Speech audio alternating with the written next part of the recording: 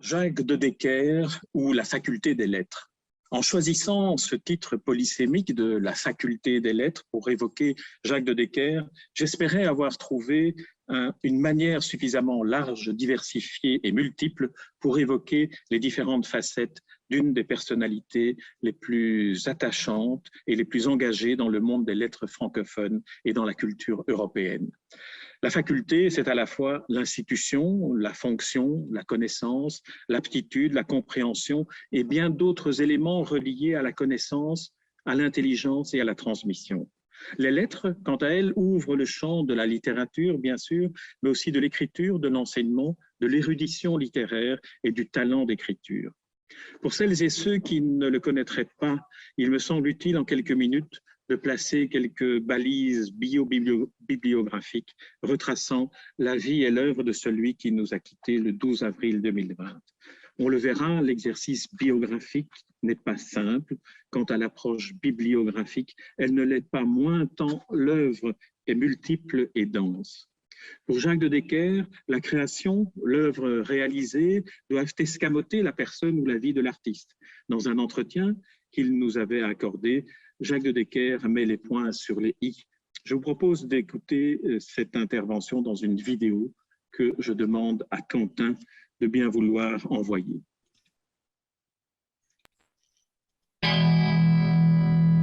J'attache beaucoup plus d'importance à l'œuvre qu'à l'être, ou à la création de l'artiste qu'à l'homme.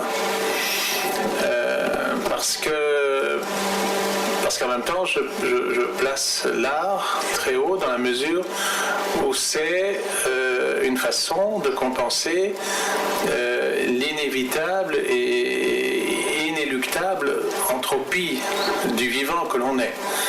Mais on est un vivant appelé à bientôt ne plus l'être. Donc je suis totalement acquis à la pensée de l'antique qui dit que vivre c'est apprendre à mourir.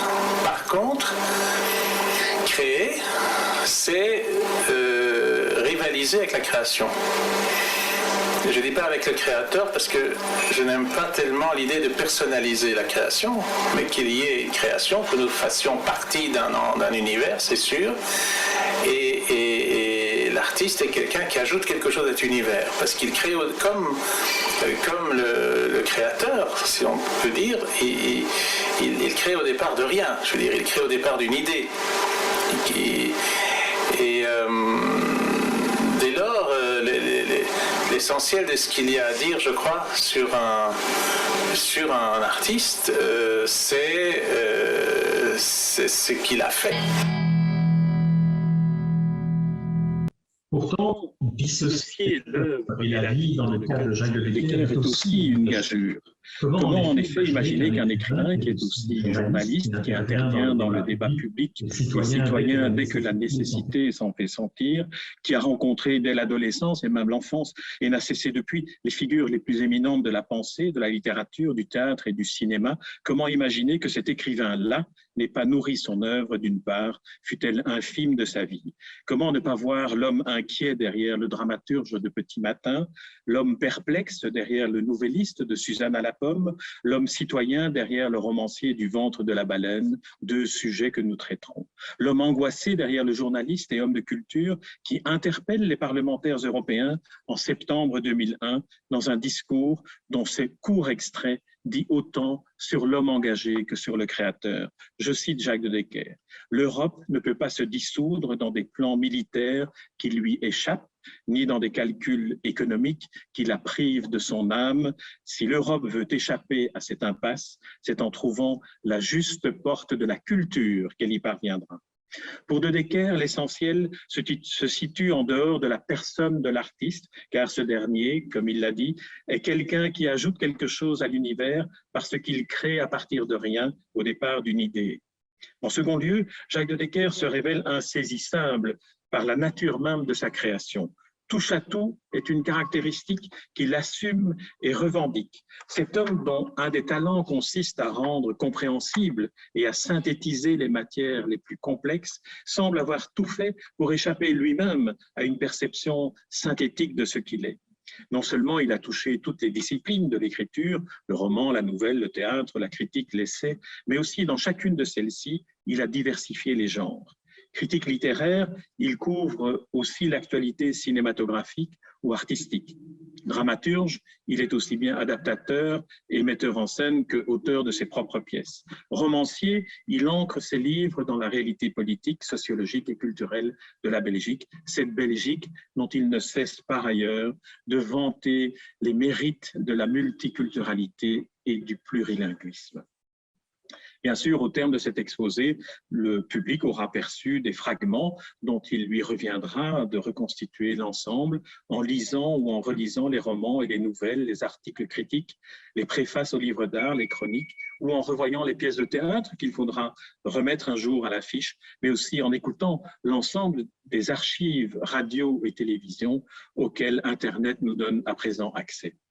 Que ce soit La Grande Roue, Parrain d'amoureuse ou Le ventre de la baleine, chacun de ces romans conserve une actualité sans cesse renouvelée. Pour ne prendre qu'un exemple, le lecteur de 2021 verra dans Le ventre de la baleine non plus un roman inspiré de l'actualité tragique qui l'inspira, l'assassinat d'un homme politique, mais il y verra un instrument de compréhension d'une réalité actuelle et plus universelle, l'assassinat de la politique. Jacques de Decker l'a dit et revendiqué, il est un touche-à-tout. En voulant aborder la mosaïque que constitue son œuvre, on risquerait de se perdre si, pour la parcourir, on ne disposait d'un fil d'Ariane qu'il nous faudra préciser et consolider en cours de route. Jacques de Decker est né en août 1945. Dès son adolescence, il est curieux, une curiosité nourrie sans doute dans l'atelier de son père Luc de Decker. Il est enthousiaste et engagé. À 16 ans, il participe à la création de l'Esprit frappeur, un théâtre qui fut bien vite propulsé par Albert-André L'Heureux et qui fera date dans l'histoire du théâtre belge et européen. Apprenant dans la nécrologie de Gelderode que ce dernier habitait à quelques centaines de mètres de la maison familiale, il ne fait ni une ni deux et se rend presque compulsivement chez l'auteur de Pantaglaise, où sa veuve lui fait visiter le fameux cabinet de l'écrivain qui est aujourd'hui réinstallé à l'université de Bruxelles. Il a 17 ans lorsque le poète Maurice Carême fait appel à lui pour réaliser les traductions des poètes flamands dont il prépare une anthologie bilingue. Déjà, nous sommes dans ce bilinguisme et cette dimension belge du plurilinguisme. Voici pris à la volée quelques premiers signes de la vocation démultipliée. Certes, son œuvre a fait l'objet de bibliographies qui rassemblent l'ensemble des titres de ce qui est répertoriable, mais qui pourra prétendre faire un jour l'inventaire exhaustif des dizaines de milliers d'articles parus dans Le Soir notamment, des dizaines de préfaces, articles, discours que le futur académicien viendra bientôt compléter par les communications qu'il donne à l'Académie royale de langue et littérature française de Belgique et dont je ne saurais trop recommander la lecture. Toutes ces communications sont accessibles par Internet. Et comment rendre compte de plusieurs décennies d'enseignement à l'école d'interprètes de Mons, au Conservatoire royal de Bruxelles et à l'INSAS, l'école de cinéma de Bruxelles, comment faire ressentir aujourd'hui cette inspiration qu'il insuffla à des centaines d'étudiants, la délectation partagée de ses improvisations, son érudition en toutes circonstances sur tout sujet qu'il semble dominer dès qu'il en aborde les rivages, l'élégance de sa pensée intelligible et accessible sans jamais qu'il ne fasse de concessions à l'exigence et à la pertinence. Qui enfin pourra témoigner de l'impulsion que ces articles critiques ont donnée à des dizaines d'écrivains, de dramaturges, de metteurs en scène, de comédiens, stimulés par un article signé des fameuses initiales JDD et de ces formulations aussi fulgurantes que des aphorismes qui mettaient en lumière le meilleur de ce qu'il avait lu, vu, regardé, entendu. C'est peut-être dans son discours de réception à l'Académie royale de langue et littérature française de Belgique, un discours prononcé le 24 janvier 1998, qu'on pourrait débusquer des traits de personnalité dans lesquels Jacques de Decker admettrait se reconnaître. Il succède à Albert Aiguepars, qu'il connaissait et admirait, avec qui il collaborait à la revue Marginale. Dans son discours de réception, qui, comme le veut la tradition académique, le nouveau venu rend hommage à son prédécesseur, le nouvel académicien annonce qu'il s'engage à republier la revue créée en 1945 par le poète. Si nous relisons attentivement ce discours à 30 ans de distance, on peut identifier entre les lignes ce qui faisait de l'ancien et du nouvel occupant du siège numéro 8 deux frères de plume. Je cite le discours de Jacques de Decker. Albert Aiguepars avait la conviction profonde que la littérature ne se fait pas seule, qu'elle suppose la solidarité d'une confrérie, d'une corporation, d'une guilde. Et Albert fut à cet égard un exceptionnel serviteur des lettres des autres. Beaucoup en retinrent l'image d'un animateur inlassable, oubliant qu'il vaquait aussi à sa propre œuvre. On aurait pu mieux choisir successeur à Albert Aiguepars que celui qui lui fut si proche, Jacques de Decker. Il aurait également trouvé en Louis Terrard un digne prédécesseur. De Decker trouvait chez Aiguepars un modèle littéraire, poète, noveliste, romancier et animateur de revue.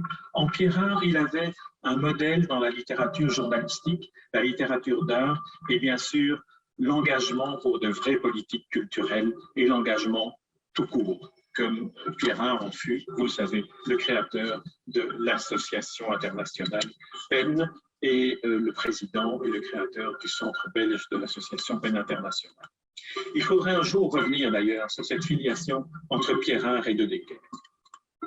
Mais s'il fallait chercher un fil d'Ariane reliant les modes d'expression auxquels Jacques de Decker se livre, nous en trouverions la trace initiale dans le premier ouvrage qu'il publie en 1971. Il s'agit d'un essai consacré au théâtre d'Hugo Claus. Le sujet, le choix du sujet, le théâtre, le choix d'un auteur Hugo Claus, prolifique et protéiforme romancier, dramaturge, cinéaste et plasticien flamand, le choix d'une langue d'écriture, le néerlandais, et le choix d'un mode de publication, c'est-à-dire la divulgation d'un travail théorique, sa thèse de fin d'études en un livre généraliste, annonce déjà largement ce qui sera caractéristique de l'activité de Jacques de Decker, une curiosité tous azimuts, qu'aucune frontière linguistique ou culturelle n'arrête. L'essentiel est peut-être ailleurs. C'est en écrivain qu'il aborde chacune des formes d'expression et de communication qu'il exerce, fussent-elles non littéraires au sens strict, comme le journalisme, l'enseignement, l'animation culturelle. À y revenir aujourd'hui avec une bibliographie qui compte plus de 30 ouvrages, sans compter les milliers d'articles critiques parus dans différents médias, on ne trouvera pas de meilleur dénominateur commun que cette volonté en tout d'une approche d'écrivain. Jacques de Decker aborde le monde en l'écrivant, pour paraphraser le titre emprunté lui-même à Julien Gracq d'un de ses recueils de textes critiques. On pourrait dire qu'il traverse l'existence en vivant, en écrivant. Son travail de critique littéraire au journal Le Soir s'inscrit d'emblée dans la ligne de l'essai littéraire bien davantage que dans la pratique journalistique au quotidien. Preuve en est que ces articles ont déjà constitué la matière de 3 livres de référence, les années critiques, en lisant, en écoutant, et la brosse à relire, auxquelles s'ajoutent les communications auxquelles nous avons fait allusion déjà prononcées dans le cadre de l'Académie royale de langue et littérature. Et bien sûr, les éditoriaux de la revue Marginale. Ces derniers, rassemblés en volume, se déploieraient telle une chronique de décennies, chevauchant le XXe et le XXIe siècle, abordant aussi bien la géopolitique européenne et mondiale que les soubresauts qui connaît la Belgique ou les enjeux sociaux et culturels qui en sont les reflets. Quant à l'œuvre théâtrale de Jacques de Decker, elle se partage en 2 volets. Les adaptations, citons quelques grands classiques auxquels il s'est attaqué, Shakespeare, Ibsen, Strindberg, Tchekhov, Goethe, Kleist, et les œuvres originales. Il inscrit sa production propre dans la veine du théâtre anglais contemporain. Les comédies dramatiques qu'il compose se nourrissent de l'observation du quotidien. Comme il l'annonce dans le programme de présentation d'une de ses pièces, et je le cite, « Mes pièces n'ont d'autre visée que de reconstruire dans l'espace et le temps convenu du théâtre les parcelles d'existence prélevées sur le corps social qui nous cerne et nous contient. » Il met en scène en effet des hommes et des femmes d'aujourd'hui, Face à leur vérité, les personnages de Jacques de Decker se débattent dans un quotidien qui les confronte au désarroi du couple, de la famille et de la vie en société. En filigrane, au travers du quatrième mur, celui dont l'absence au théâtre permet au spectateur de s'approprier les questionnements dont il est le témoin et le voyeur, surgit la question: comment puis-je vivre avec l'autre sans me détruire moi? Comment puis-je préserver l'autre de ce qui, dans ma vérité, le blesserait inutilement? Comment, enfin, au nom de ma vérité, choisir le chemin qui m'éloignerait de l'autre? Quant aux protagonistes de ces pièces, comme de ces romans, l'auteur préfère aux grands personnages, et je cite, « les gens qui n'arrivent pas à faire coïncider leur être avec le rêve où ils se projettent ». Ces pièces ont pour titre « Petit matin »,« Jeu d'intérieur »,« Épiphanie »,« Tranche de dimanche »,« Fitness »,« Petit matin, grand soir »,« Le Magnolia » ou « Le Vaudeville et le veau des champs ». Avec quelle impatience nous attendons qu'elle soit donnée à nouveau sur les scènes des théâtres. L'œuvre romanesque, quant à elle, se compose de 3 recueils de nouvelles, Tu n'as rien vu à Waterloo, Les philosophes amateurs, Modèle réduit, et de 3 romans, nous en avons déjà parlé, La Grande Roue, Parades amoureuses, Le ventre de la mer.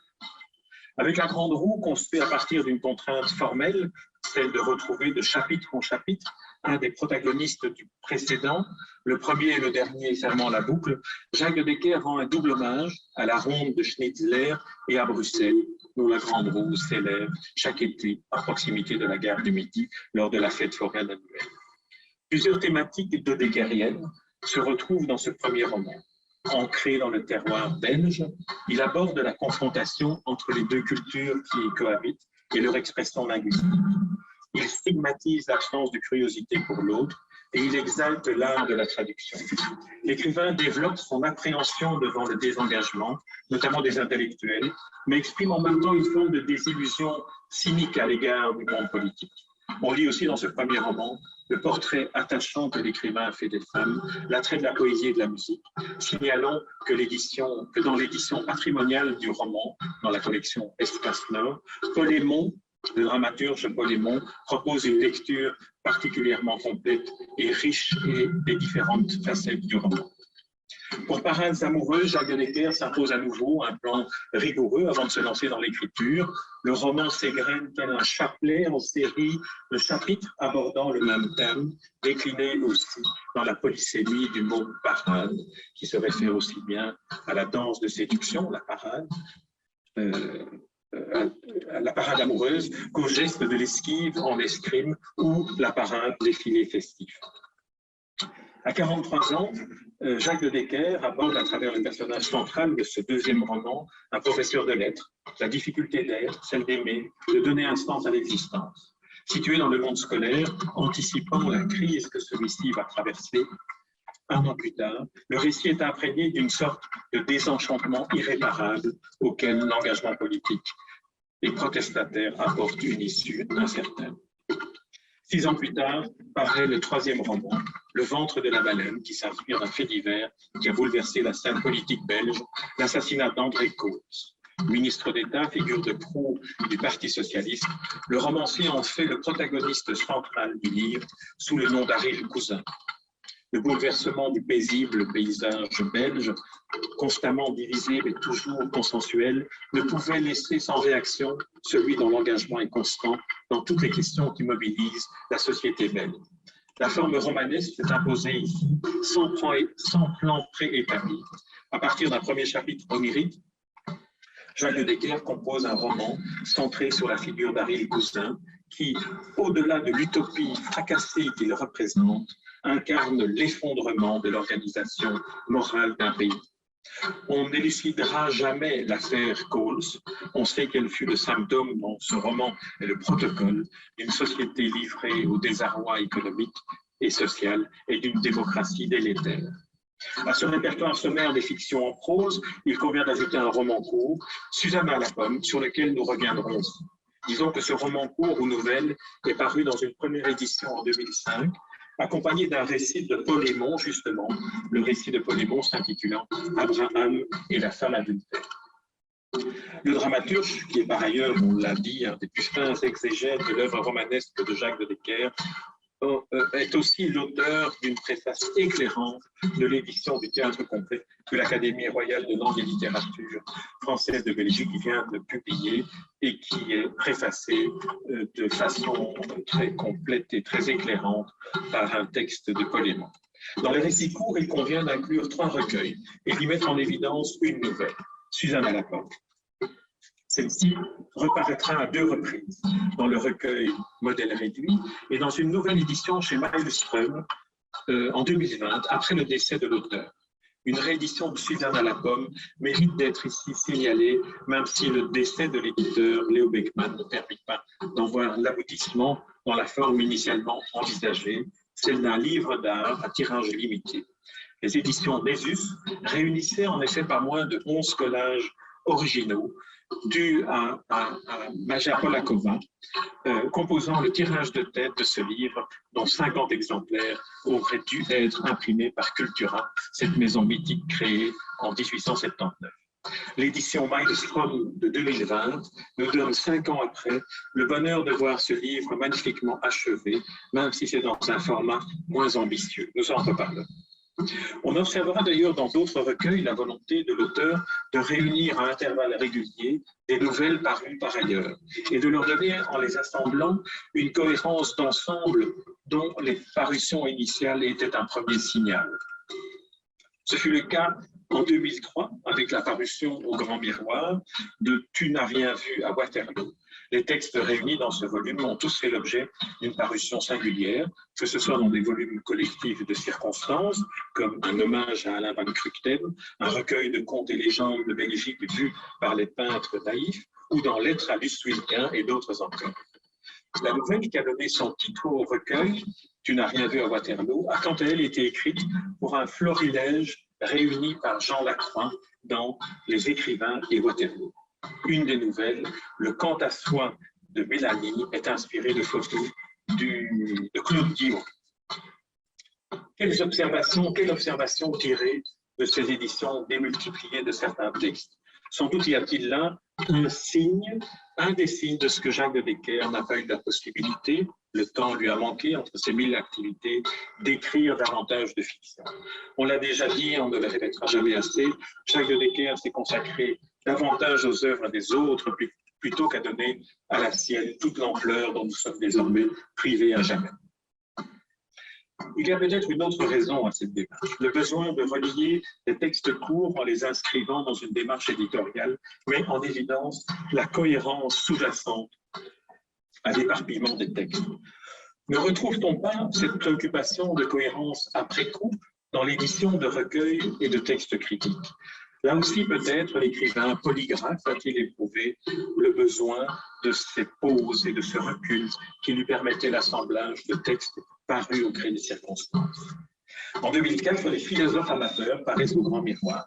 Dans ce recueil, Jacques de Decker utilise le dialogue de fiction, entrelaçant ainsi son art de dramaturge à celui de novelliste, pour réunir des textes courts qui auraient pu trouver place dans la revue marginale si Jacques de Decker ne s'était pas, pour toutes les livraisons de la revue, sauf une, que je vous laisse deviner, interdit de contribuer autrement que par l'éditorial. Les philosophes amateurs sont 2 amis, sortes de Bouvard et Pécuchet des années 2000, qui échangent à propos de ces événements que l'actualité leur offre, autant de thématiques qui feront ou qui ont fait l'objet de numéros de la revue créée par Albert Guepas, comme l'affaire du Trou ou les attentats du 11 septembre, pour ne citer que ces 2-là. En 2010, à la Muette, paraît le recueil Modèle réduit, dont le titre fait envie tant il est subtil et polysémique lui aussi. 23 nouvelles, dont certaines déjà publiées par ailleurs, trouvent ici un écrin qui enchanta Jacques de Decker à sa parution. Le livre parut en effet sous un coffret orné d'un tableau naïf de Monique Charles. L'histoire de ce tableau aurait pu constituer d'ailleurs une nouvelle. Jacques avait acquis l'œuvre lors d'une exposition. Il n'en connaissait pas l'artiste, qui ne se fit connaître qu'une décennie plus tard, au Riche-Clair, lors du lancement du livre. Tous ces textes de fiction sont reliés à l'œuvre théâtrale que nous n'évoquerons pas ici, faute de temps, par un aspect dont il est peut-être utile d'évoquer la permanence, mais aussi le choix délibéré et explicite qu'il dévoile, ce sont les personnages, et en particulier la manière de les individualiser par leur fonction dans la société. Je vous propose à cet égard d'écouter Jacques de Decker parler de la manière dont il conçoit ces personnages.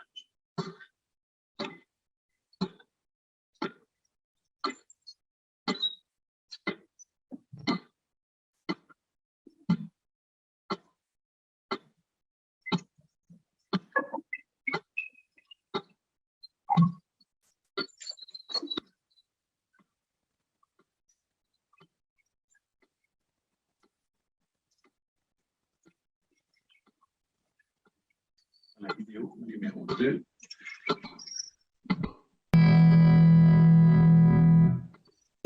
Tous mes personnages ont des fonctions professionnelles.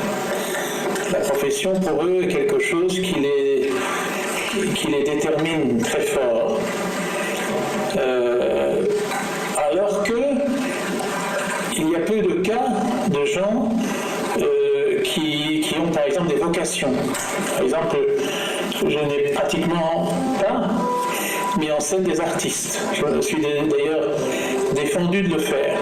Il y avait une sorte de principe que j'ai cultivé longtemps, de ne jamais parler d'artiste. Parce que le rapport de l'artiste à son métier est un rapport tout à fait singulier, qui au fond n'est pas partageable, ne peut être perçu et ne peut enrichir que d'autres artistes. C'est pour ça qu'on lit des biographies d'artistes, mais c'est pas ça qui est vécu par le commun des mortels. En revanche, il n'est pas indifférent d'exercer tel métier ou un autre. Donc quand je dessine un personnage, il a toujours un métier. Et ce métier, pour moi, est toujours intéressant. Par exemple, je pense à une fille dans Parades amoureuses qui s'appelle Anne Larmé, qui quitte l'enseignement à un moment donné parce qu'au fond elle est virée et qui travaille dans une agence immobilière. Et d'ailleurs, étant dans cette agence, elle a un accident, elle tombe dans un immeuble et Gilbert va la voir à l'hôpital. Pour moi, c'est le parcours de cet être qui l'amène dans ce métier-là. Et il y a aucune fonction, aucun métier auquel ces personnages sont attelés ne me paraît négligeable ou inintéressant. C'est toujours intéressant. Et là, si on part de cette idée, on peut même dire qu'il n'y a pas ce qu'on pourrait appeler une dimension politique dans ce que j'écris, mais une dimension sociologique très forte. Et que je m'intéresse à la société telle qu'elle évolue, telle que je la trouve à l'époque où je commence à en rendre compte, c'est-à-dire dans les années 70-80. Restons, si vous le voulez bien, dans le domaine du texte court de la nouvelle, même si ici il s'agira d'évoquer deux œuvres qui appartiennent davantage et formellement à la catégorie des essais. Il s'agit des deux biographies consacrées respectivement à Ibsen et à Wagner que Jacques de Decker publia chez Gallimard dans la collection Folio Biographie que dirige Gérard de Cortlandt. Ces deux ouvrages, comme l'exige la collection de poche, lance un véritable défi de concision, d'exhaustivité et de lisibilité. L'auteur doit se placer à l'exact endroit d'où, comme un metteur en scène, il veille tout à la fois à la lumière, au décor, à la voix et au texte des personnages, mais pour relever la gageure de la biographie de créateurs d'une telle envergure, l'auteur met en place ce que l'on pourrait appeler une dramaturgie du pédagogue. Les différentes qualités du biographe, comme autant de lentilles de microscope, se corrigent mutuellement. Lorsque l'érudit prend le dessus, immédiatement, le dramaturge vient à la rescousse pour rendre l'épisode vivant. Lorsque le lettré court le risque de l'excès de connaissances, le pédagogue surgit et situe Ibsen, aussi bien que Wagner, dans le jeu des références accessibles. Le biographe fait également appel au nouvelliste. Chaque chapitre devient ainsi une fiction courte pour le plus grand agrément du lecteur. Au terme de cette évocation, manque encore au bilan de l'œuvre de Jacques de Decker la création et l'animation d'une émission littéraire à la télévision belge entre 1983 et 1986 sous le titre « Écriture ». Manquent aussi les innombrables chroniques dans les revues et magazines, les interventions sur la web radio Espace Libre, notamment les marges et contre-marges, auxquelles nous reviendrons, les éditoriaux de Marginal, les préfaces, autant de textes qu'il conviendra un jour de réunir en vue de leur donner une nouvelle vie pour de nouvelles générations de lecteurs, mais aussi pour aller y retrouver cette cohérence souterraine que nous évoquions à propos des nouvelles. Peut-être faudra-t-il ajouter à ce projet d'œuvre complète, ou au moins d'anthologie, un genre littéraire auquel Jacques de Decker semblait revenir à la fin de sa vie, la poésie. Et peut-être ici faut-il revenir au discours de réception de l'Académie royale de 1998 et à l'hommage à Albert Aiguepars pour identifier ce qui reste, avec la philosophie, un domaine qu'aurait exploré davantage Jacques de Decker si le temps ne lui aurait pas été compté. Je cite Jacques de Decker. Le poème sera pour Aiguepars le lieu du dialogue avec soi, de l'écoute de l'être secret. La poésie manquerait-elle dans l'œuvre de Jacques de Decker? Serait-elle ce lieu qu'il lui restait à explorer, la forme littéraire par excellence, lorsqu'elle s'écrit dans la contrainte stylistique des vers réguliers qui lui permettrait de dire l'être secret? C'est en tout cas à cette forme littéraire qu'il a recours lorsqu'il prononce en français et en néerlandais l'éloge funèbre de son frère Armand de Decker. Mais c'est aussi de cette manière-là qu'il commença sa carrière d'homme de lettres. En effet, souvenons-nous, à 16 ans, il est engagé par Maurice Carême pour la traduction de poètes flamands, dont Carême est en train d'établir une anthologie bilingue. Arrêtons-nous un instant sur cette rencontre avec le poète Brabançon, dont Jacques fut un des fervents défenseurs de la dimension universelle de l'œuvre. Voici ce qu'il en disait dans une des chroniques qu'il avait enregistrées sous le titre de La marge et la contre-marge.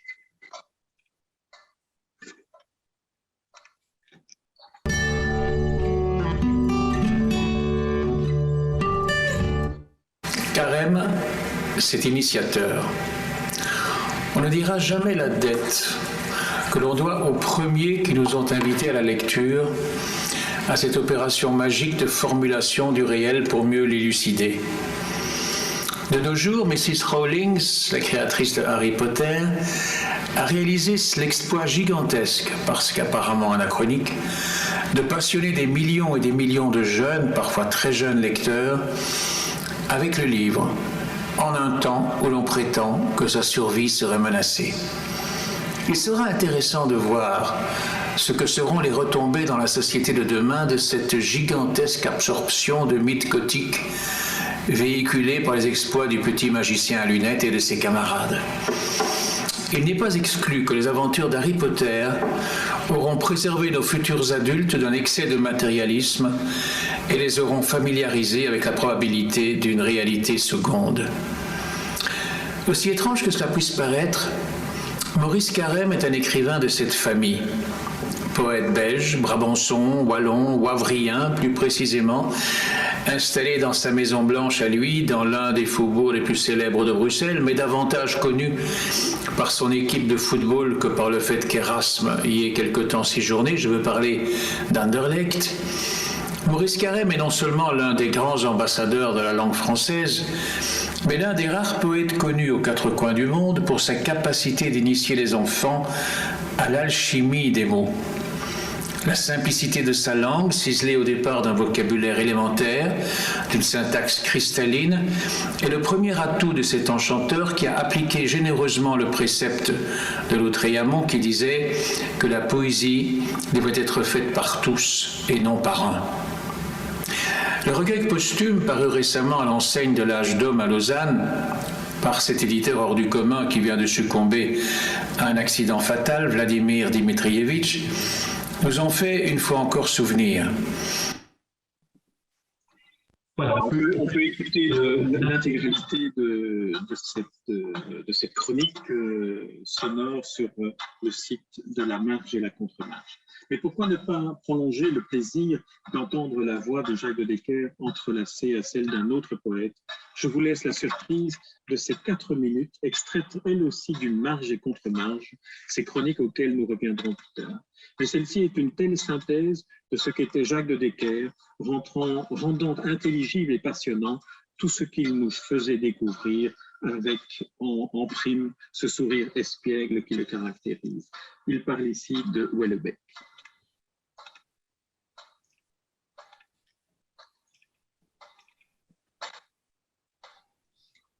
Mais il y a ensuite une série de questions qui portent sur les poèmes qui comptent pour lui.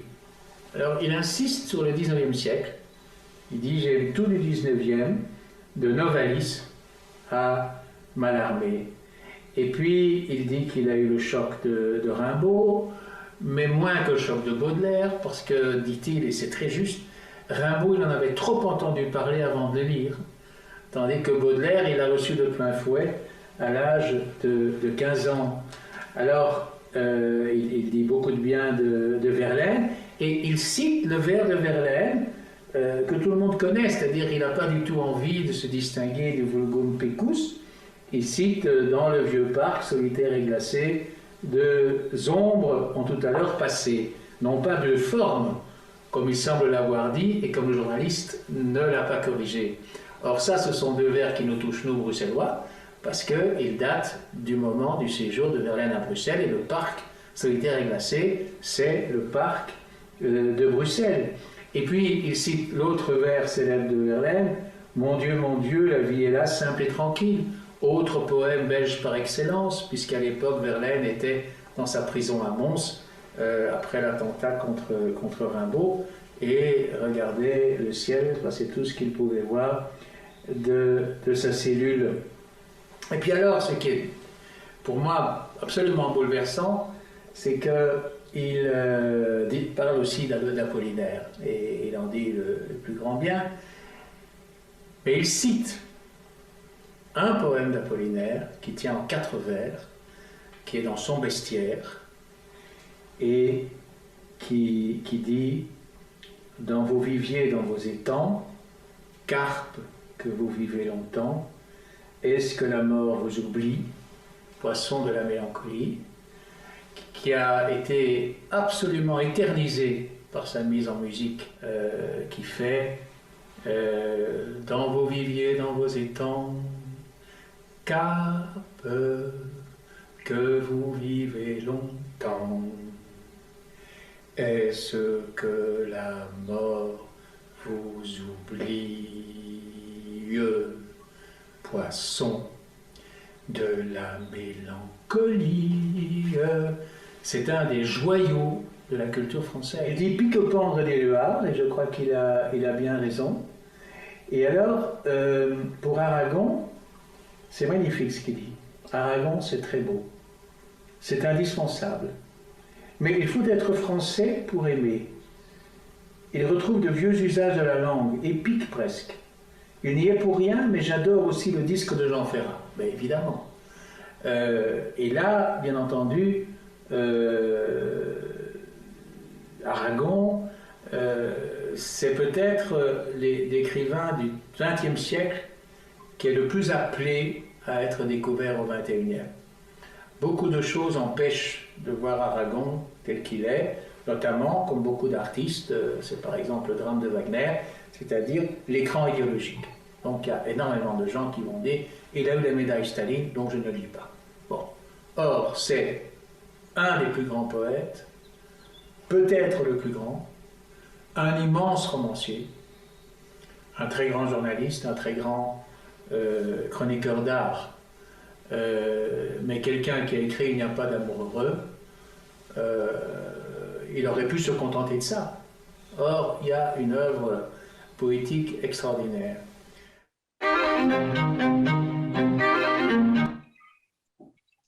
L'esquisse d'un portrait de Jacques de Decker que nous avons tenté ici ressemble à un tableau pointilliste.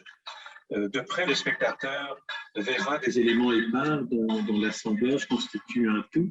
Si aucun espace de la toile n'est resté vierge, nous sommes persuadés que d'autres cimaises doivent être préparées pour y accrocher d'autres tableaux, éventuellement réalisés par d'autres peintres qui offriront aux visiteurs, à l'érudit ou curieux, aux visiteurs inattendus de cette galerie de mots, des analyses différentes et complémentaires de l'œuvre protéiforme d'un touche-à-tout assumé. Il manquera de toute façon tant d'éléments essentiels. Il manque aussi, et je ne ferai que les énumérer, les passions de Jacques de Decker pour le cinéma. Je me demande si le son ne doit être diminué du haut-parleur à côté. Il manquera de toute façon tant d'éléments essentiels. Il manque ainsi, et je ne ferai que les énumérer, les passions de Jacques de Decker pour le cinéma. Il a écrit des scénarios de long métrage et a assumé par intermittence les chroniques cinéma du journal de soir, la philosophie, la musique. Il avait, après l'éveil du printemps, le projet d'écrire un nouveau livret d'opéra pour lequel il songeait à s'inspirer de Julien Gracq. La télévision aussi et la radio, qu'il utilisait avec brio dans des émissions aujourd'hui défuntes. Et enfin, et hélas, il faut dire enfin, s'agissant du catalogue de ses engagements, il faudra ajouter encore les engagements de Jacques au sein des conseils d'administration d'institutions ou d'associations culturelles. Il sera impossible de les citer toutes, Passaporta, Pen Club, la Fondation Carmen. Enfin, outre tout ceci, comment rendre compte de plusieurs décennies d'enseignement? Comment matérialiser l'inspiration qu'il insuffla à ses étudiants par ses improvisations et son érudition, l'élégance de sa pensée? Comment enfin témoigner de l'impulsion que ces articles ont donnée aux écrivains, sous les initiales de ces articles Jacques de Decker? À cet égard, permettez-moi de vous lire un bref extrait choisi parmi des centaines d'autres qui auraient pu faire l'affaire d'une de ses conclusions d'une recension d'un ouvrage dont il rendait compte chaque semaine dans la page livre du journal Le Soir qu'il aimait tant. C'est un extrait de la recension du livre Le journal d'Édith de Patricia Highsmith, recension que l'on retrouve dans le recueil de ses chroniques en lisant, en écoutant, paru chez Luce Wilquin et qu'il conviendrait de rééditer. Dans ce roman, je cite Jacques de Decker, qui est son meilleur livre, Patricia Highsmith aborde d'innombrables thèmes dont le principal est peut-être celui de la rédemption par l'écriture. Son héroïne tient un journal où elle prend sa revanche contre son existence, où elle se conte une vie rêvée dans laquelle son fils, qui n'est en réalité qu'un bon à rien aussi égaré qu'elle, fait une brillante carrière, un heureux mariage, réussit tout ce qu'il entreprend. Ce carnet de bord est sa planche de salut, son radeau de sauvetage, et en nous donnant cette image bouleversante de la littérature comme échec au malheur d'être, Patricia Highsmith a atteint le sommet de son art, où la tendresse qui est immense doit se chercher dans la cruauté implacable d'une indifférence composée. Le flegme n'est jamais qu'une parade au désespoir. J'ai choisi cet extrait parmi des dizaines d'autres car il me semble être parmi ceux qui indiquent cet art singulier de Jacques de Decker pour rendre compte en quelques lignes, non seulement d'un livre, de son style, de son écriture, de l'histoire qu'il raconte, des personnages qu'il met en scène, mais aussi pour mettre en évidence la fonction de la littérature et enfin donner une envie et une curiosité au lecteur de l'article d'ouvrir le roman et de s'y plonger. Par ailleurs, qui pourrait faire l'inventaire des articles publiés? Qui oserait prétendre qu'il peut rassembler les débats, les interviews, les articles, les discours, les éloges, les interventions que Jacques de Decker a écrits ou prononcés? Pourtant, aucun de ces textes, fussent-ils de pure circonstance, n'a été écrit dans la désinvolture, même si parfois la hâte de l'actualité pressait la main qui écrivait, leur intelligence, leur érudition, mais surtout et avant tout l'engagement de leur auteur dans les convictions ou les connaissances qu'il voulait faire partager éclaire chacune des lignes écrites ou prononcées par notre homme de lettres. Entrons, si vous le voulez bien, plus en détail dans quelques éléments que nous avons énumérés ou évoqués jusqu'à présent. Un roman, Le ventre de la baleine et une nouvelle, Suzanne à la pomme, une série d'éditoriaux et l'aventure de Marginal, des chroniques enregistrées pour une web radio, Les marges et contre-marges, et enfin la biographie d'Ibsen, et si nous avons le temps, réécouter le discours que Jacques de Decker prononça dans l'enceinte du Parlement européen en 2020.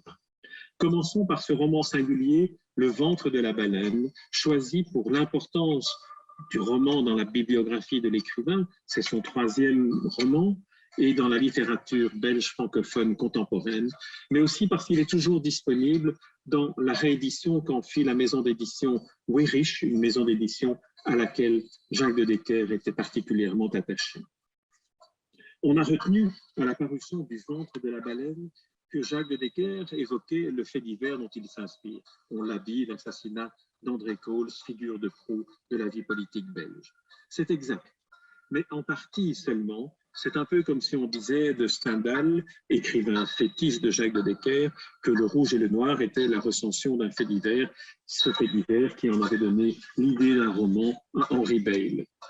Même s'il est le plus daté dans l'histoire politique de la Belgique et dans l'histoire privée de l'écrivain, Le ventre de la baleine est le plus intemporel des romans de Jacques de Decker. Nous l'avons dit, il peut donner, puisqu'il est inspiré d'un fait divers ponctuel, il peut donner l'impression d'un ouvrage à clé. Les personnages centraux de la fiction ressemblent à leurs originaux de façon explicite, à la façon de ces croquis réalisés par les dessinateurs seuls admis dans les procès d'assises. La Belgique des années 90 s'est réveillée le 18 juillet 1991 en apprenant l'assassinat sauvage d'un ministre d'État, figure historique de la vie politique belge, André Coles, surnommé le maître de Flémal. Cette nouvelle propagea ses ondes de choc dans toutes les strates de la société, non seulement à cause de la fonction éminente de la victime, mais aussi parce que la sauvagerie de cet assassinat donnait à celui-ci toutes les apparences d'une exécution mafieuse. André Coles, qui s'apprêtait à monter dans sa voiture sur le parking de l'immeuble qu'il habitait, a été abattu à bout portant par des hommes placés en embuscade. Sa compagne a été blessée dans la fusillade. Dans le roman, André Coles est devenu Harry Cousin. Sa compagne s'appelle Thérèse.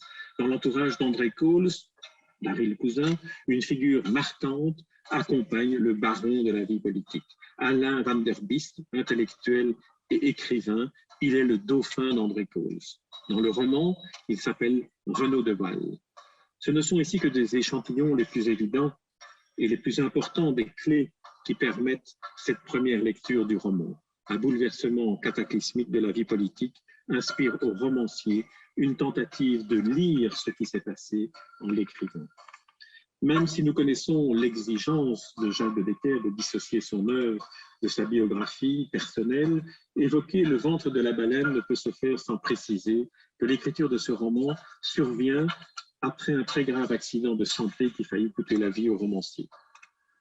Pour malgré tout rendre compte de l'épisode privé, je vous propose la lecture d'un bref extrait du discours de réception de Jacques de Decker à l'Académie royale de langue et littérature française de Belgique. Ce discours discours de réception prononcé par Jean Tordeur. Voici ce que Jean Tordeur en a dit, s'adressant en séance publique aux nouvelles académiciens. Je cite Jean Tordeur. Un jour de l'automne 1994, cette merveilleuse horlogerie à laquelle vous faites songer s'est dramatiquement enrayée. Vous avez été en quasi-arrêt cardiaque pendant 18 minutes. L'inquiétude la plus vive s'est répandue parmi vos très nombreux amis comme une traînée de poudre. Un espoir peu à peu s'est fait jour et vous avez pu écrire ceci. Je suis un survivant, cela change la perspective. Le roman qui naît de cette nouvelle perspective portera le titre si maternel du ventre de la baleine. Fin de citation. Rien n'est dépourvu de signification.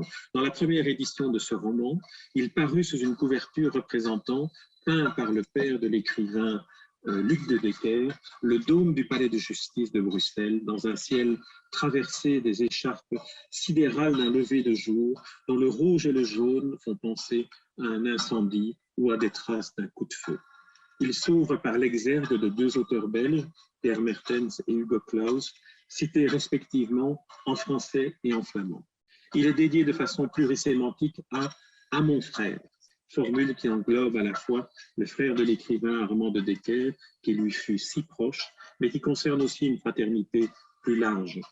Le roman est publié dans une collection Périple, qui annonce ainsi son catalogue, une collection d'inédits qui prennent notre époque formidable au pied de la lettre. parce que l'imaginaire peut y faire office de révélateur des plus utiles. Quand les autres clés ont déclaré forfait, il reste le romanesque sous toutes les latitudes pour forcer quelques verrous de notre aujourd'hui problématique, quitte à rendre les questions plus brûlantes encore.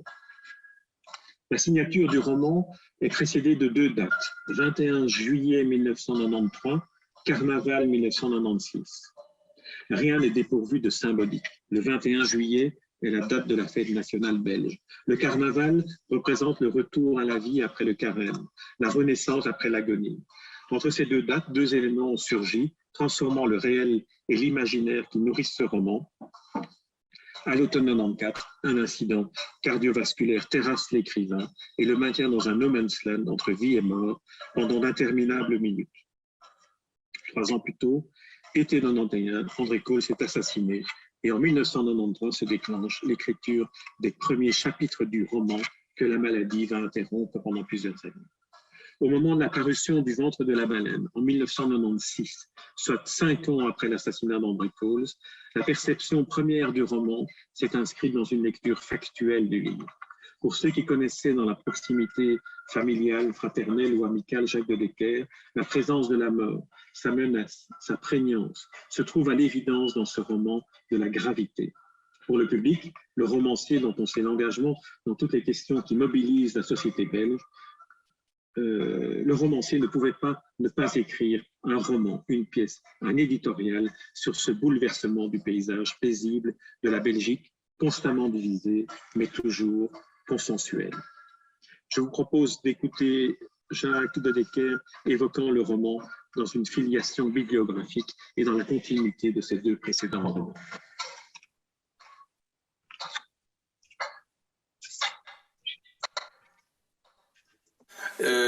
C'est une évolution plutôt qui va de la Grande Roue vers ceci par Parades amoureuses. Or, dans Parades amoureuses, on voit bien que tout le cheminement individuel du personnage, sa crise intérieure, se résout plus ou moins dans un engagement collectif. Et c'est la condition de l'enseignant, c'est les mouvements de protestation contre les mesures prises à l'égard du système scolaire qui lui font s'engager. Et cet engagement, pour lui, n'est pas seulement une expérience politique, c'est une expérience personnelle. Et à partir de là, personnelle et collective en même temps. Et à partir de là, j'avais envie de faire un livre, de toute façon, qui serait beaucoup plus politique. Encore que le final de Parades amoureuses. Et je me dis maintenant que le désir préexistait même à l'impulsion de l'événement. Simplement, l'événement, donc le fait divers, qui est beaucoup plus qu'un fait divers, a permis de libérer les esprits et de me nourrir de quelque chose de plus ou moins concret, mais qui me permettait de réaliser un désir plus profond. Et c'est vrai que la première version a été écrite l'été, probablement en juillet 93, au moment où je me sentais plus tenu à une certaine réserve par rapport à l'enquête qui allait, à mes yeux, suivre l'assassinat et sans doute, à mes yeux aussi, déboucher sur une résolution de l'énigme. Parce qu'à ce moment-là, je n'aurais pas fait le livre. Le livre est surtout impulsé par ce sentiment de mystère. Et le mystère, il apparaît dans la métaphore initiale des fonds marins. Si le mystère avait cessé d'être un mystère, il n'y aurait jamais eu le Ventre de la baleine. Mais en même temps, ce n'est jamais qu'un prétexte. Le désir de se colter avec la question de l'organisation sociale est premier. Et du fait justement que nous vivions dans cette décennie particulièrement éprouvante pour la Belgique, où non seulement on était en crise politique comme on l'était déjà depuis la fin des années 70, mais il y avait l'affaire du trou, le rapport entre les différents pouvoirs, le politique, le judiciaire et évidemment le quatrième pouvoir de la presse. C'était ça que je voulais traiter. Et évidemment, cette occasion était formidablement offerte. Je ne me doutais pas que l'assassinat de Causse produirait dans la réception du public belge cette idée qu'on allait avoir une espèce de démasqué sur ce qui était encore et ce qui demeure encore aujourd'hui pour une grande partie inexpliqué. Près de 30 ans plus tard, il reste un roman qui a cessé d'être un récit à clé pour devenir une œuvre littéraire à part entière, hors de son temps. Les événements sur lesquels ils prend appui ont rejoint à présent l'espace créatif pour lequel ils ont été narrés, le romanesque, avec leur cortège de protagonistes, avec des interrogations qu'ils éveillent en eux d'abord chez le lecteur. Ce sont des questions d'essence qu'ils soulèvent et non plus de circonstances. La première de celles-ci s'éclaire à n'en pas douter à la lueur de la mort, thème central du roman, ou au moins thème à partir duquel une lecture peut dévoiler des interrogations. Au-delà de manière souterraine, le roman interroge la politique, le pouvoir, l'engagement, le danger que court la démocratie. Bien des années plus tard, Jacques de Decker a d'ailleurs consacré un des numéros les plus importants de la revue marginale à cette thématique sous le titre « Le blues de la démocratie ». Voici quelques lignes de l'éditorial de ce numéro, orné, comme toutes les livraisons de la revue, d'un dessin sidérant de Roland Brucker. Je cite l'éditorial. « La politique, aujourd'hui, évite les vrais débats comme la peste. Trop prétentieux, trop intello, trop élitaire. Le slogan vaut mieux que le développement, l'affirmation que l'argumentation, le monologue que la dialectique. Or, qu'est-ce que la démocratie, sinon une invitation à la dispute éclairée, à la polémique autorisée? En Belgique, la démocratie souffre d'un autre mal, l'excès de fragmentation.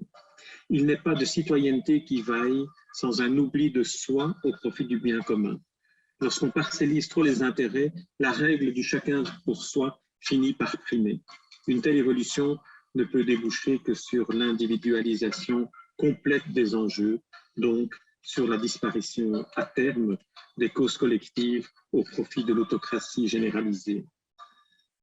Comment, dans ces conditions, la démocratie qui est connue de si belles heures ne serait-elle pas atteinte par le blues? Comment, dans ces conditions, la démocratie qui est connue de si belles heures ne serait-elle pas atteinte par le blues? Éditorial du Marginal paru le 5 avril 2007. Évoquons maintenant, si vous le voulez bien, une fiction courte, une nouvelle, Suzanne à la pomme, dont nous avons déjà évoqué la genèse. Suzanne à la pomme, ici aussi notre choix s'est fondé sur l'importance du livre dans la bibliographie de l'auteur, mais aussi sur le fait, et j'y reviens et j'insiste, sur le fait que ce livre, grâce aux éditions Maelstrom, est à nouveau disponible dans une très belle réédition, illustrée, mise en image par Maya Polakova. On pourrait choisir à volonté l'une ou l'autre nouvelle dans les recueils mentionnés plus avant. On a vu combien il jalonne le parcours littéraire de Jacques de Decker, à la fois au moment de leur écriture, souvent écriture de circonstances pour accompagner des collectifs ou des hommages, et au moment de leurs éditions successives. La nouvelle est partie prenante de la bibliographie, sans doute convenait-elle au rythme créatif de Jacques de Decker et au temps qu'il pouvait réserver à sa propre production littéraire originale. En choisissant Suzanne à la pomme, nous mettons en évidence un texte auquel Jacques de Decker tenait particulièrement. Par admiration et amitié, tout d'abord, pour l'artiste Maya Polakova, qui est à l'origine de cette création. Il s'agit d'une commande des éditions CFC, où elle était alors responsable éditoriale. Par cet entrelacement auquel Jacques de Decker était toujours attentif entre les formes d'art et en particulier les liens entre littérature et art plastique. Enfin, par l'attachement qu'il avait à une édition d'art qui ne vit pas le jour malheureusement et dont le projet l'avait enthousiasmé. Une fois la lecture achevée, une fois la dernière page tournée, le texte de la nouvelle Suzanne à la pomme continue de hanter le lecteur. Il s'agit là en effet d'un récit qui lui ouvre les portes d'un théâtre intérieur dans lequel continuent de se succéder, en autant de scénettes, les personnages d'une nouvelle dans laquelle apparaît, en filigrane, dans l'ombre, son auteur, Jacques de Decker. C'est un de ces textes que n'abandonne pas le lecteur une fois le volume refermé, une fois la dernière ligne lue, la dernière illustration contemplée. On laisse le livre au bout de la main qui le tenait ouvert et on s'abandonne à la rêverie qu'il nourrit. On ouvre alors à nouveau le volume et on imagine les éléments de l'espace romanesque, la galerie de peinture, le café en face, la vitrine de lingerie fine, la vitrine des trains miniatures. Et on se dit, n'est-ce pas un miroir dans lequel on aperçoit le nouvelliste? Cette nouvelle est bien davantage que ce qu'elle raconte. Elle intègre 3 arts différents. La littérature de fiction, bien sûr, le théâtre et la peinture. Ce triptyque, si semblable aux 3 vitrines qui font face au lieu central de l'action, la galerie de peinture, réunirait 3 disciplines constitutives de l'écrivain, la littérature, le théâtre et la peinture. Ne nous attardons pas ici à évoquer la dimension évidente qui est la littérature, l'œuvre littéraire. Quant au théâtre, il apparaît dans le dispositif scénique de la nouvelle et dans l'insertion déguisée parfois des dialogues dans le corps de la narration. Les 4 vitrines, la galerie d'art, le café, la boutique de lingerie et le magasin de trains miniatures sont autant de scènes de théâtre dans lesquelles évoluent à tour de rôle les personnages. Le client aux 3 maîtresses, le vieux monsieur amateur de modèles réduits, le patron revanchard du bistrot sont autant de protagonistes du personnage principal, Suzanne, évoluant quant à elle dans la galerie d'art où elle est employée. Quant à la peinture, elle nous apparaît de manière indirecte. Suzanne, lisant dans la galerie, n'aurait-elle pu inspirer un tableau réalisé par Luc de Decker, à l'image de celui que nous connaissons, représentant les 2 enfants du peintre, Jacques et Armand, Jacques lisant et Armand fumant une cigarette. Pour restituer un éventail vraiment autobiographique, il aurait fallu que l'auteur y ajoute de nombreuses réalisations auxquelles il s'adonne, l'enseignement, la traduction, la critique et une dimension musicale. Rêverie aidant, nous nous sommes dit que la musique qui se fait entendre quand Suzanne ouvre la porte du bistrot pour aller déjeuner avec sa voisine devrait être du jazz. Et nous avons imaginé que le vieux monsieur qui allait retrouver les bribes d'enfance dans le magasin de trains miniatures devait avoir été un de ces professeurs que l'on rêve tous d'avoir eu, un de ceux qui parlent autant de littérature que de cinéma, de jazz, de théâtre. Si cette hypothèse de l'autobiographie en une nouvelle tient la route, il ne resterait qu'à mettre en scène cette féerie en 4 tableaux. Suzanne irait de l'un à l'autre, tandis qu'à l'avant-scène, devant son chevalet, un peintre se tiendrait, contemplant le monde qu'il crée. À son petit sourire, à ses yeux malicieux, on pourrait reconnaître l'auteur de la nouvelle que nous évoquons ici. Le livre a heureusement bénéficié d'une édition récente chez Maelström. En 4e de couverture, Maya Polakova évoque la genèse et les intentions de ce livre, qui au départ fut une commande, un de ces défis que Jacques de Decker aimait à relever, mais aussi à transformer. Avant de quitter ce livre, dont je rappelle la belle réédition chez Maelström, écoutons Jacques de Decker en évoquer l'histoire, mais également le définir comme étant une sorte de rêverie bruxelloise.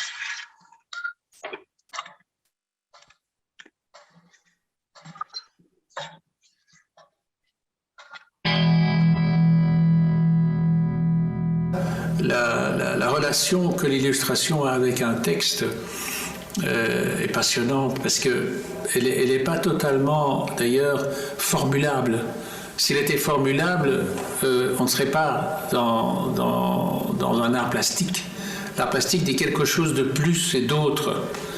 Et ici, ça se passe vraiment, je trouve. Pour moi, c'est comme un peu un chapitre de la Grande Roue, c'est une rêverie de plus sur Bruxelles. Et ici, ça part du quartier du Sablon. Et je ne sais pas pourquoi, j'ai tout de suite pensé à une galerie d'art. Et elle n'est pas galeriste, hein, elle est employée. Oui. Donc c'est quelqu'un qui est là pour garder le magasin. Hein. Et d'ailleurs, elle s'est présentée par hasard, elle a été la première étonnée d'être engagée.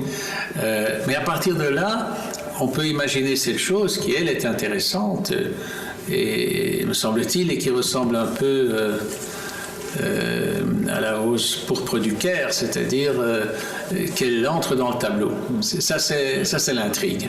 Comment une jeune personne dans une galerie finit par se retrouver dans un tableau. Et le mécanisme est assez vraisemblable. Elle rencontre l'artiste lui demande de poser pour lui, et puis elle est là.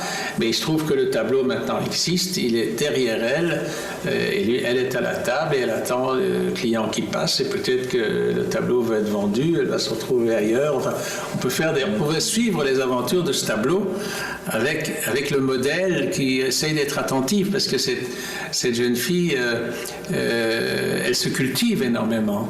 Elle se cultive pas seulement en peinture et en art plastique, elle se cultive en littérature. Parce que qu'est-ce que font ces personnes qui sont dans les galeries et qui ont parfois 10 visiteurs maximum par jour? Elles lisent. Donc elle est obligée de lire.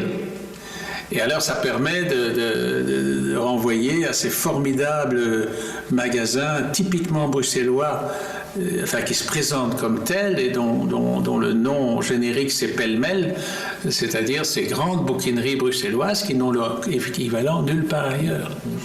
Et là, elle trouve des livres et elle s'y sent bien. Et elle découvre aussi que ces livres eux-mêmes peuvent avoir des rapports étroits avec les lecteurs si les livres sont dédicacés. Et là, je cite une dédicace à la jeune inconnue apparue au crépuscule, en larmes. Eh bien, ce livre, je le possède. C'est un livre que j'ai trouvé en bouquinerie et qui était un livre de Gelderode. Et je reconstitue la situation. Gelderode, qui est à l'époque dans un quartier où je suis né d'ailleurs, tout près de l'avenue Rogier, de la chaussée d'Acte à Scarbeck, dans un café de coin, et il a dû voir une jeune fille qui pleurait dans le magasin. J'imagine ce qui s'est passé.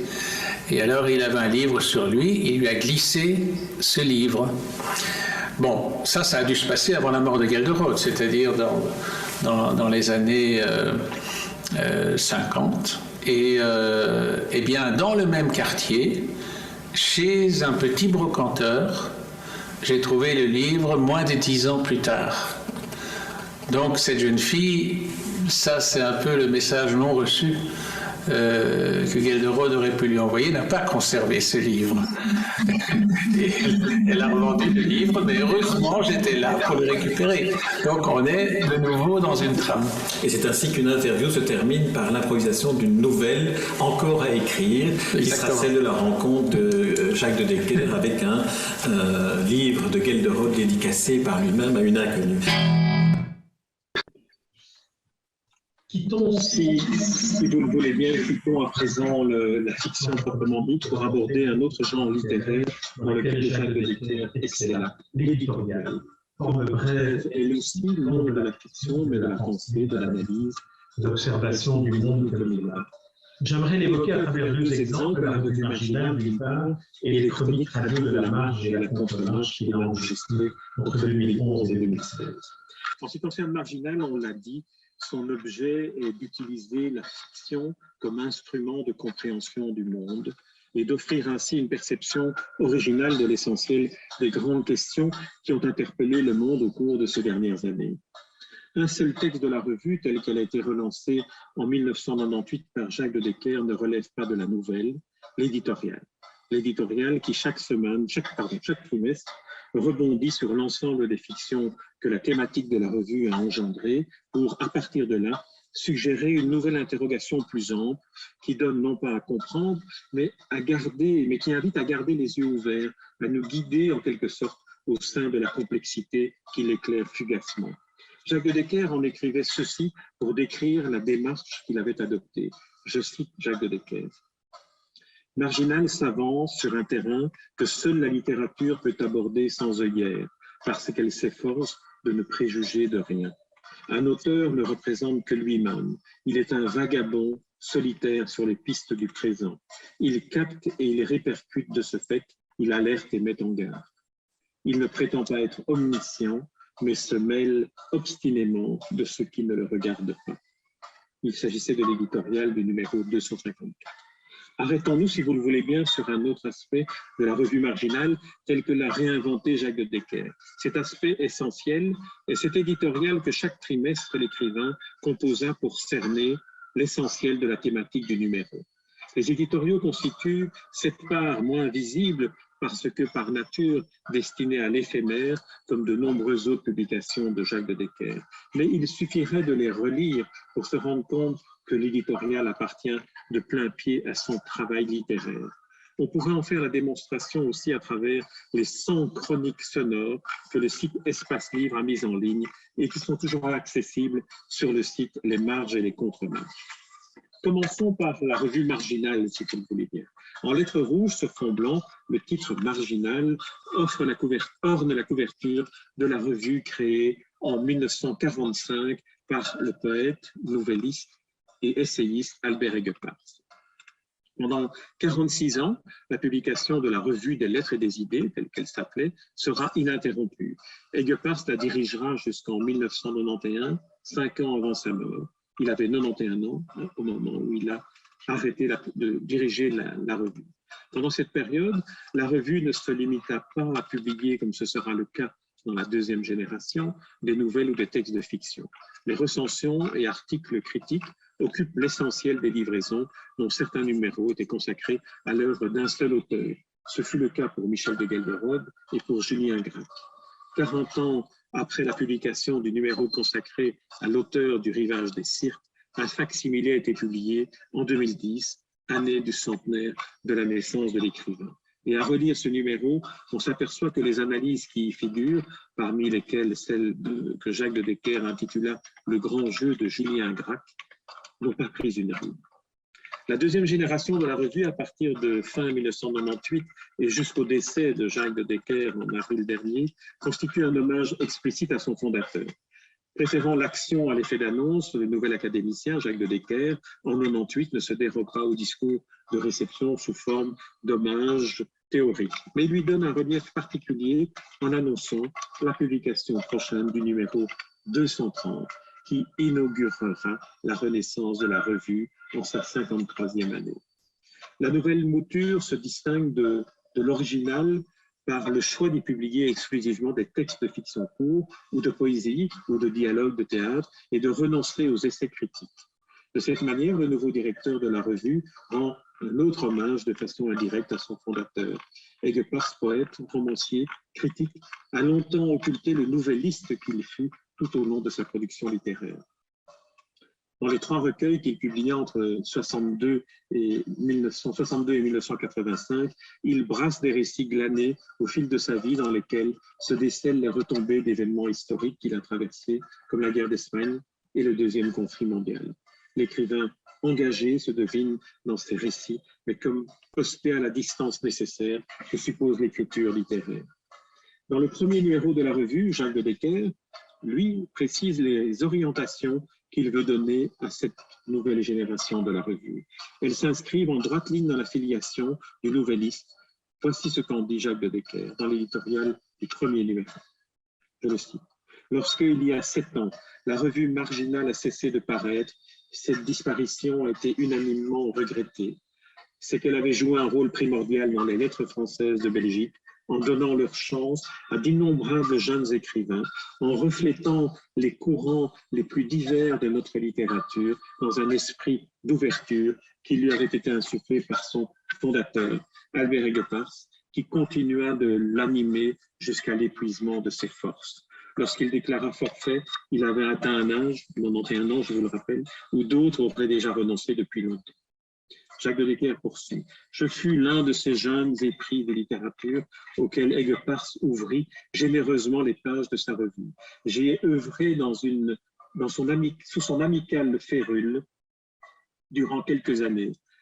J'ai appris beaucoup, depuis la technique de la correction des épreuves jusqu'à l'éthique qui doit présider à la gestion de cette aventure de l'esprit qu'est la conduite d'une publication littéraire.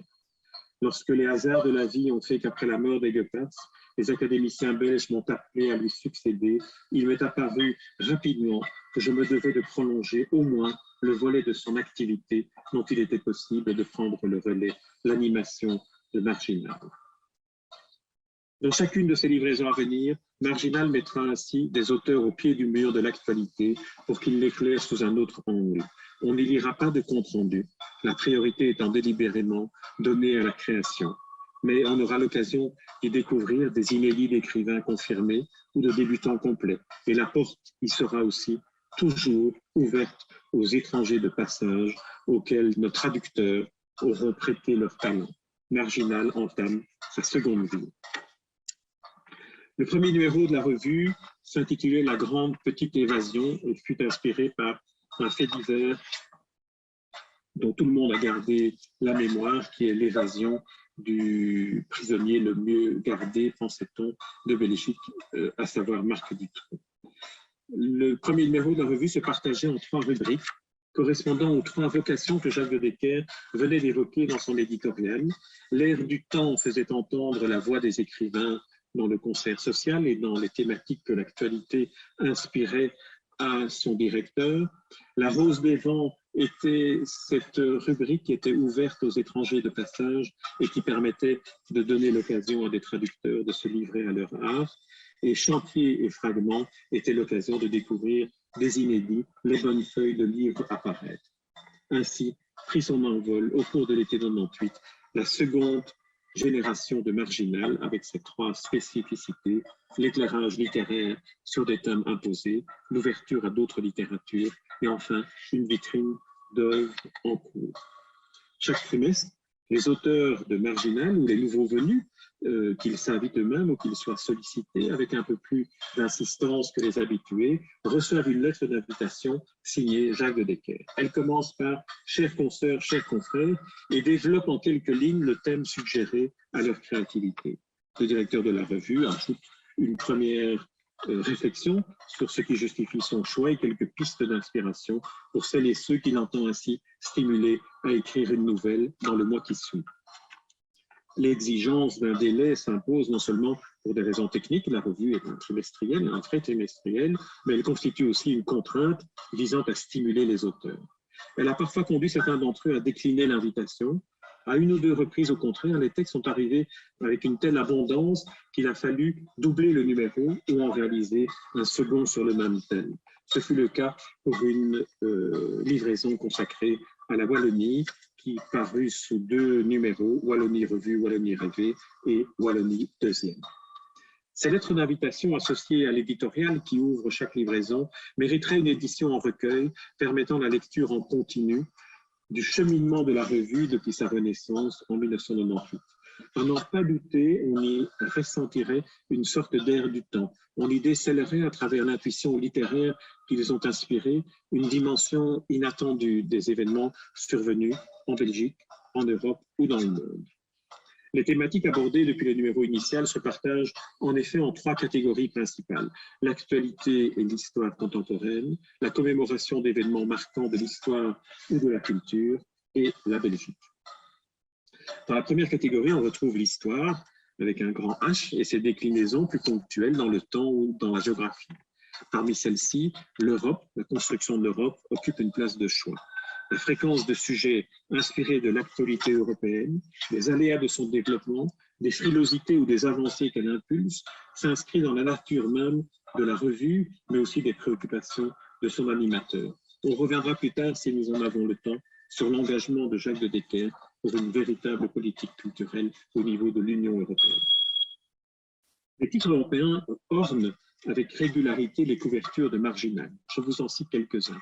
Alors, heureux qu'il faudrait relire à chacune des crises financières qui ont secoué le monde depuis sa publication, le mot heureux étant écrit avec la symbolique du euro pour débuter le mot heureux. À l'Est toute, sur l'élargissement de l'Union européenne aux pays d'Europe orientale, Europil ou Euroface, publié à la veille du référendum français sur la Constitution européenne. L'actualité planétaire est aussi abordée avec des sujets comme Impression d'Afrique, la coupe est pleine sur la Coupe du Monde de football, déjà et encore, Vos vaches cochons couvés, consacré à la détérioration de la chaîne alimentaire lors de la crise dite de la vache folle, Septembre Gong, Marginal a été la première revue à réunir des textes d'écrivains sur le 11 septembre. Cette livraison de la revue était ornée d'une des vignettes les plus spectaculaires de Roland Brucker, qu'il faut bien sûr compter au nombre des auteurs de chacun des numéros.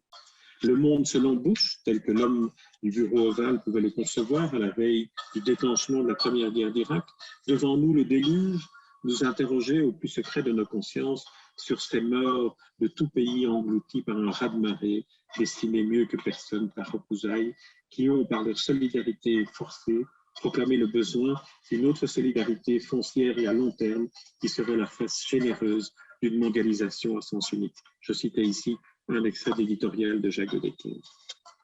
Suivirent l'été de tous les dangers, l'international, mystère cache, comment va le monde, monsieur, construire la baraque, tous dans le rouge, comme pour instaurer des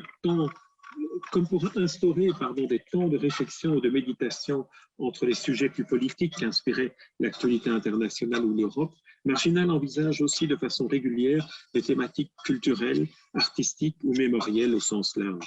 Souvent, la commémoration servira de prétexte pour parler de Freud, de Hugo ou de Shakespeare.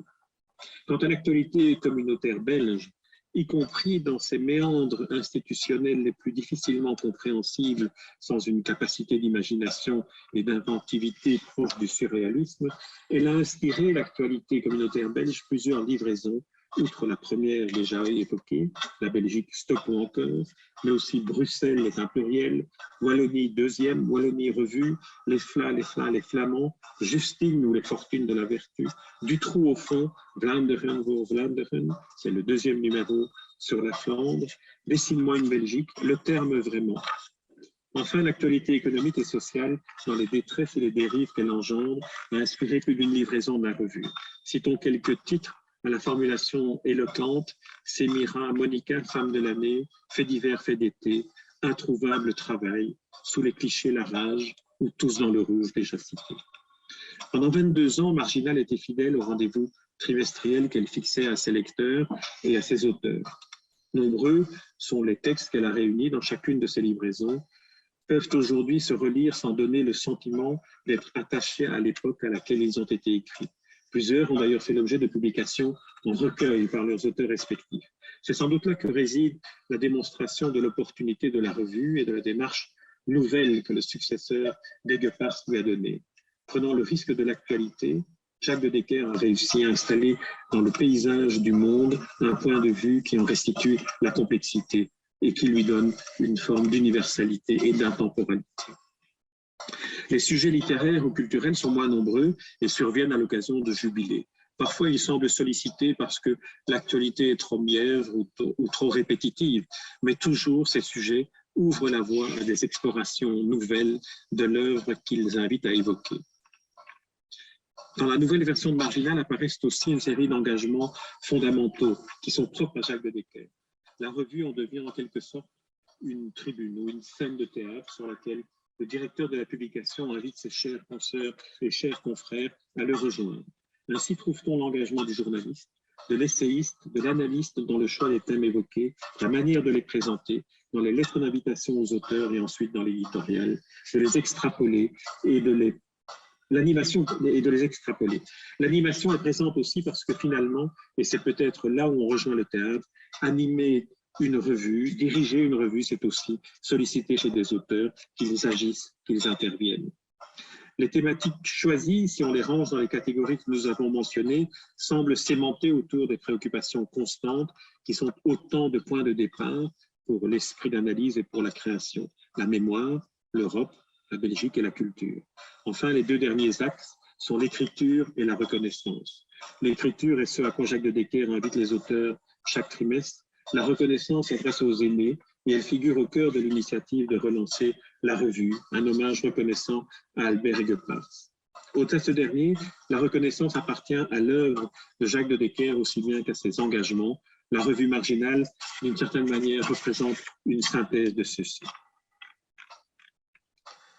Dans les derniers mois de la publication de la revue, Jacques de Decker s'était interrogé sur la possibilité, après ces années de fiction, de réintégrer dans la revue des essais courts. Cette possibilité mériterait peut-être d'être revisitée aujourd'hui dans l'éclairage singulier que donnent les nouvelles formes de journalisme littéraire, ce que Jacques de Decker n'avait finalement jamais cessé de pratiquer et qui identifie finalement ses éditoriaux. à partir d'une situation ou d'un sujet donné, élaborer des pistes de connaissance, mais aussi les balises de réflexion qui permettent au lecteur de s'en faire une idée, qui ne soit pas une conviction ou un dogme, mais qui s'inscrive dans ce système complexe et vivant que l'on pourrait appeler la conscience.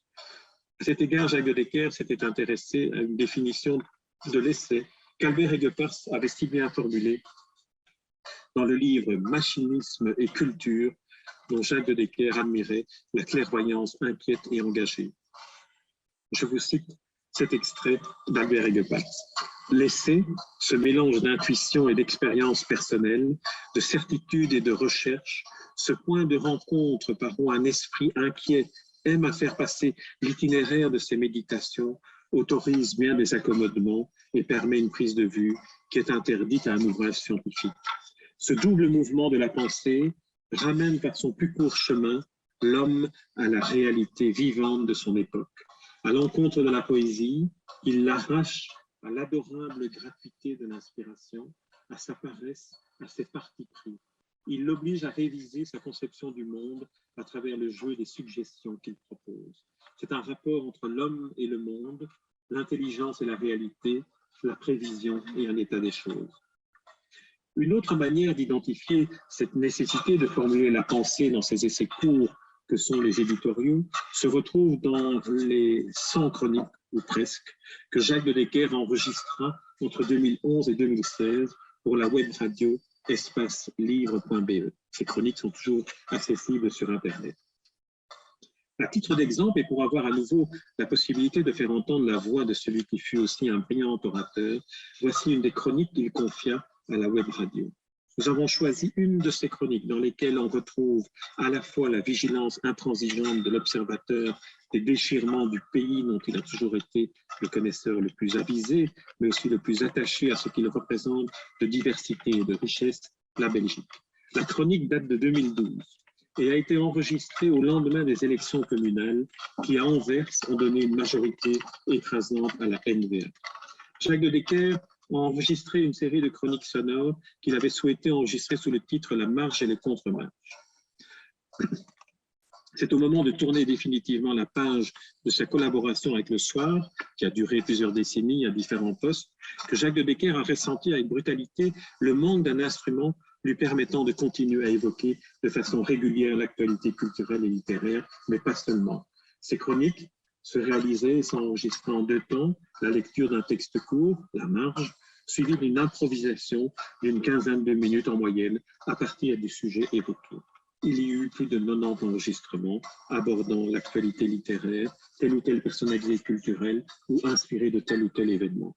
À titre d'exemple, voici le Sunday, Bloody Sunday, qui est le titre de la chronique, enregistré le 16 octobre 2012 au lendemain des élections communales ayant porté la NVA au pouvoir à Anvers.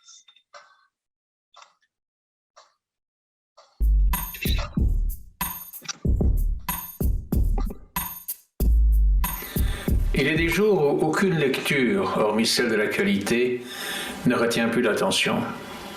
Ce sont ceux où l'histoire prend le mors aux dents, où un événement se produit dont on devine qu'il est crucial, qu'on ne pourra plus faire comme s'il n'était pas survenu. Il en va ainsi chaque fois qu'un point de non-retour est atteint.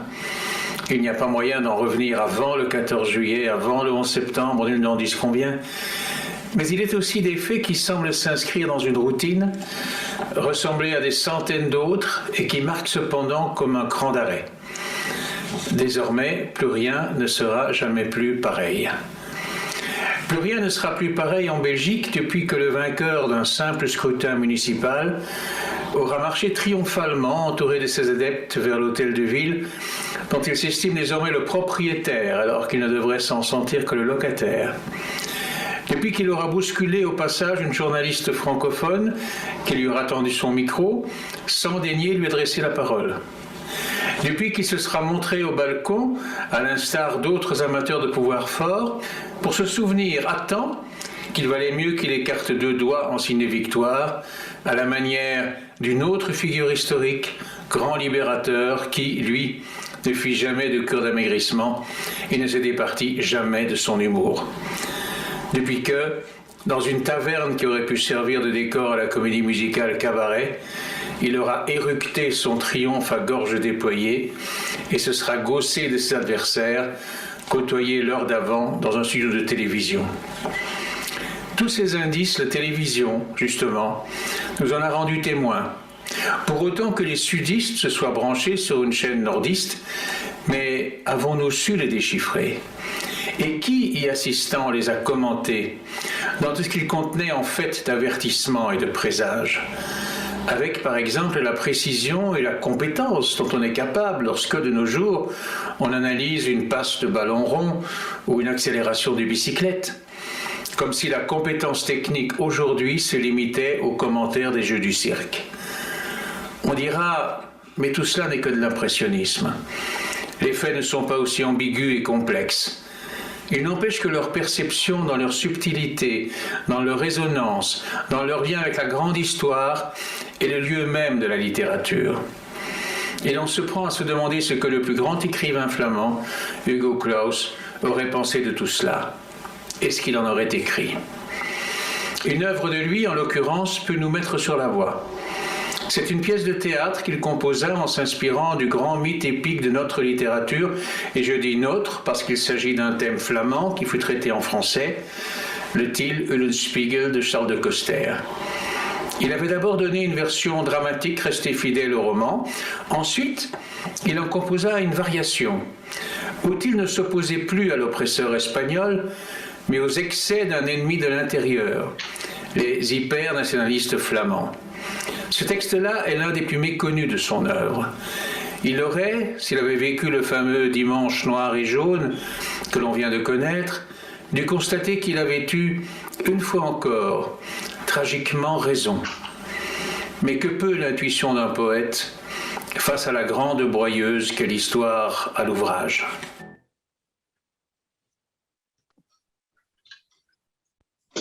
On observe dans ces chroniques, que ce soit les marges et les contre-marges, que ce soit les éditoriaux de la revue marginale, on y observe, quels que soient les sujets abordés, ce curieux phénomène que De Decker provoque chez ses interlocuteurs. Éveiller la curiosité dans un même mouvement qui les rassasie, avec gourmandise de jouisseurs invétérés, ce qu'il aime à partager. Ces improvisations nous conduisent dans une bibliothèque aux entrées multiples, rassasiant, si faire se peut, les curiosités les plus aiguisées. Depuis septembre 2013, le registre des marges et contre-marges s'élargit. Ils sont aussi abordés et commentés des points d'actualité, des événements, des faits de société, placés sous le regard de Jacques de Decker, qui les évoque en les replaçant dans un contexte plus vaste, nourri à la fois d'histoire et de culture. Une manière toujours inattendue de relire le monde. Le mot « partage » est une des clés de compréhension de ce qui meut Jacques de Decker. Il cultive le goût immodéré de partager, de donner à aimer ce que lui-même a goûté, la pulsion irrépressible de transmettre les émotions ressenties, la réflexion, l'analyse argumentée, le tout nourri d'une érudition sans limite. Ici, le savoir embrasse tous les domaines de la culture, musique, littérature, bande dessinée, opéra, cinéma. À l'érudition s'ajoute ce qui en est le complément indispensable, une curiosité jamais rassasiée, à laquelle aucun art, aucune science, aucune démarche créative ou savante n'échappe. Dans chacune de ces disciplines, aucune frontière ne résiste, ni celle des époques, ni celle des genres. La curiosité est à 360 degrés et approfondit tous les horizons. En musique, Schubert et le jazz, en littérature, Stendhal et Joyce, et Ibsen et Schnitzler, mais aussi les contemporains. En tout, dirait-on, Jacques de Decker cherche ce qui appartient au classique, ou ce qui mériterait de le devenir. Et comme en tout, il est un infatigable pourfendeur de frontières. Nous n'aurons pas le temps d'aborder dans le détail le chapitre consacré aux biographies, mais il serait dommage de ne pas s'attarder, ne fût-ce que quelques minutes, sur une des deux biographies qu'il a fait paraître dans la collection Folio Biographie chez Gallimard.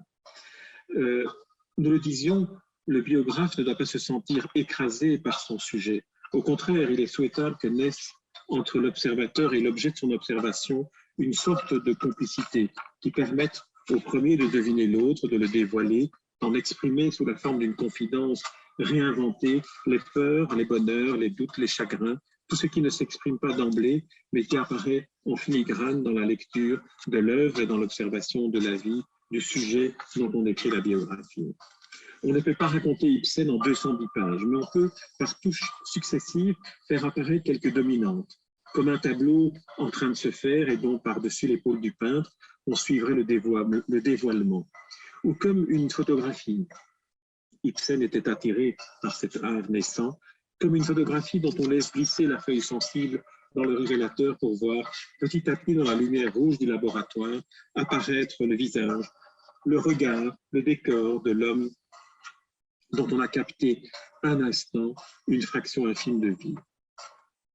Grâce à cet instant, à cette fraction infime, on devine, on pressent aussi tout ce qui fait que ce regard, cet instant-là, est constitué de tous les affrontements passés et du pressentiment de ce qu'il reste à accomplir. C'est cela la gageure du biographe qu'a réussi à surmonter Jacques de Decker dans les deux biographies qu'il a consacrées d'une part à Ibsen et d'autre part à Wagner. Je vous invite à lire ces deux biographies et à y découvrir ainsi ce qui nous permet d'entrer de plein pied dans la biographie d'auteurs aussi vaste, aussi intemporelle, aussi universelle qu'Ibsen et Wagner. Jacques de Decker ne s'appesantit pas dans ses biographies sur la théorie. Au contraire, il nous fait entrer de plein pied dans le laboratoire. Nous y découvrons ainsi, dans le cas d'Ibsen, comment Ibsen invente ses personnages, comment il les imagine, puis les ébauche, les développe, pour en faire enfin ces êtres qui deviendront des archétypes.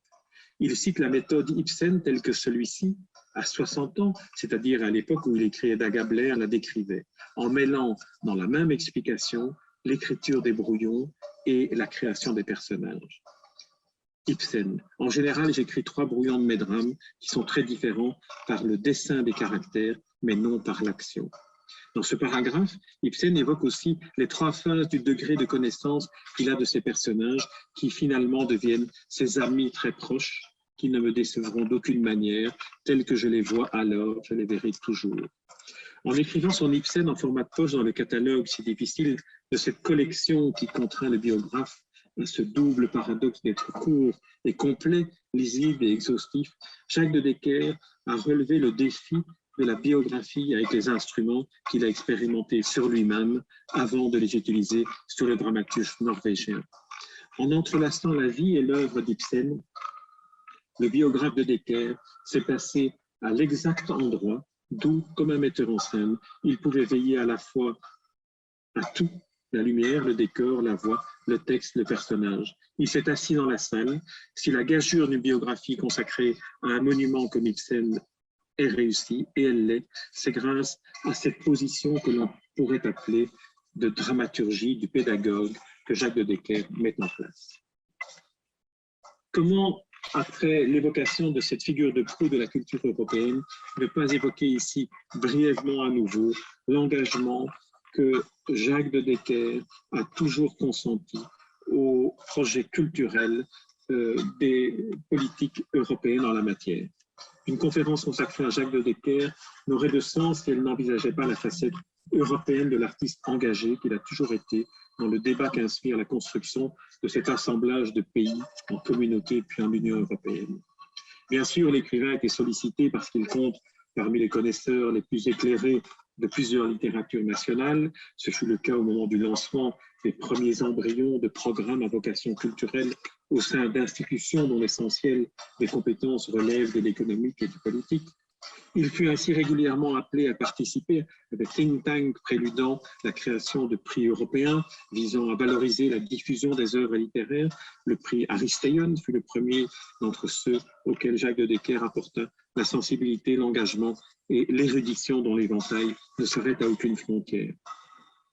On a vu, mais on ne dira jamais assez, combien dans l'ensemble de la production de Jacques de Decker, les textes éphémères ont de l'importance. Il ne figure à ce jour dans aucune anthologie, et parmi ces textes figure un discours qui illustre de manière exemplaire la vision européenne de celui qui n'a de cesse de plaider pour une culture d'ouverture à l'autre, d'éveil à ce qui en fait la différence et donc la richesse. Les laboratoires bruxellois et belges de cet agitateur sont trop exigus pour contenir l'ambition foisonnante de celui qui n'a jamais eu de cesse de franchir allègrement les frontières qui n'ont jamais sans doute existé pour celui qu'il les franchit comme on tourne les pages d'un livre avec avidité. Je vous lirai ici quelques paragraphes, 2 paragraphes de ce discours dont vous pourrez retrouver l'intégralité sur le site de Espace Libre. Extrait du discours sur l'Europe. Une société s'identifie par sa culture, pour le meilleur et pour le pire. Et il est bon qu'elle se penche sur elle, ne se contente pas de la fabriquer et de la consommer aveuglément, simplement parce qu'elle est rentable et qu'elle impressionne le monde. Il est bon, en d'autres termes, que la culture se place au centre et non à la périphérie des préoccupations, parce qu'elle est de nature à provoquer de redoutables chocs en retour. L'Europe se définit d'abord par une mémoire, comme l'affirma un jour le grand poète belge Jean Tordeur, une mémoire composite, contradictoire, dynamique, d'une complexité sans pareille, un gigantesque assemblage de chansons et de danses, de fables et de farces, de fresques et de croquis, de tragédies et de symphonies, de temples et d'arènes. Ce patrimoine, puisque c'est ainsi qu'il faut l'appeler, est à la fois un dépôt, une décantation et un ferment, une stimulation. Ce sont les œuvres du passé qui suscitent les œuvres du présent par ce singulier désir mimétique qui fait que les maîtres engendrent les disciples qui à leur tour deviennent les maîtres. Le propre de la culture, c'est que le nouveau n'y oblitère pas l'ancien. On ne peut pas dire qu'il en aille de même dans d'autres domaines de l'activité humaine qui progressent alors selon un vecteur de perfectionnement qui frappe de désuétude, ce qui n'est plus d'actualité. Quant à l'espace de la culture, quel est-il? Il est par définition, semble-t-il, sans frontières. Du moins dans les temps modernes. Une exposition de Degas déplace les foules à Tokyo. Un film scandinave remporte les distinctions en Afrique australe. Une romancière indienne est un succès en Occident. La circulation des œuvres n'est plus entravée par l'ignorance ou l'incuriosité. La culture se déplace dans un monde qui échappe aux contraintes et aux limitations parce qu'elle a fait circuler son message partout et s'est trouvée adoptée parce qu'elle ne s'impose pas par la force, mais s'insinue par le charme, l'irrésistible puissance de persuasion de l'esthétique. Je vous propose d'entendre, pour compléter ce discours dont je n'ai lu que 2 extraits, je vous propose d'entendre une marge que Jacques de Decker a consacrée à un livre de Luc van Middelaar, Le passage à l'Europe. C'est un enregistrement qui a été effectué à la parution de ce livre chez Gallimard. Je vous propose de l'écouter.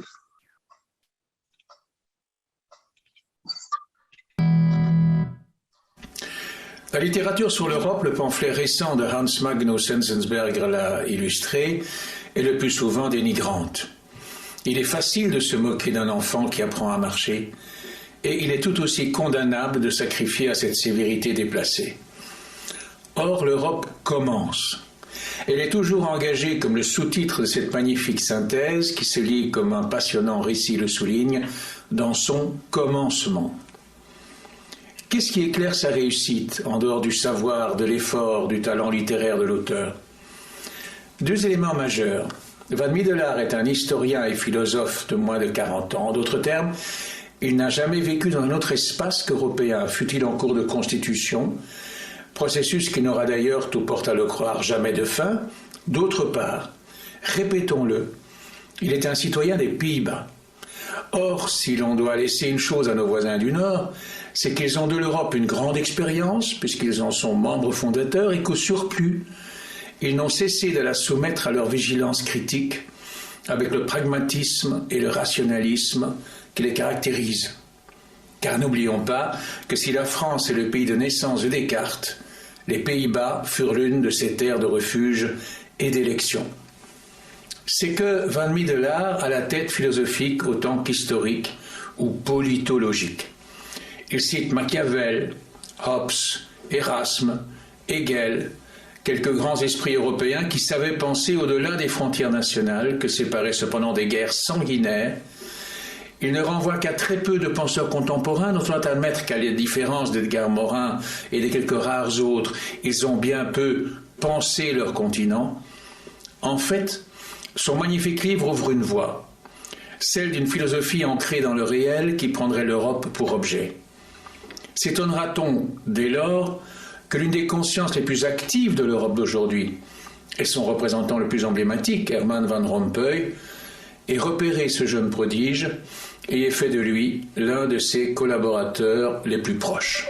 J'aimerais pour conclure évoquer la mémoire de Jacques de Decker. Le 12 avril 2020, Jacques de Decker s'est éteint. Sa mort brutale, outre le chagrin qu'elle a occasionné à sa famille, ses amis, et cette famille bruxelloise, belge, européenne, internationale, famille de cœur qu'il avait constituée au fil des années et composée de ses étudiants, de ses confrères et consoeurs, écrivains, dramaturges, comédiens, professeurs, artistes.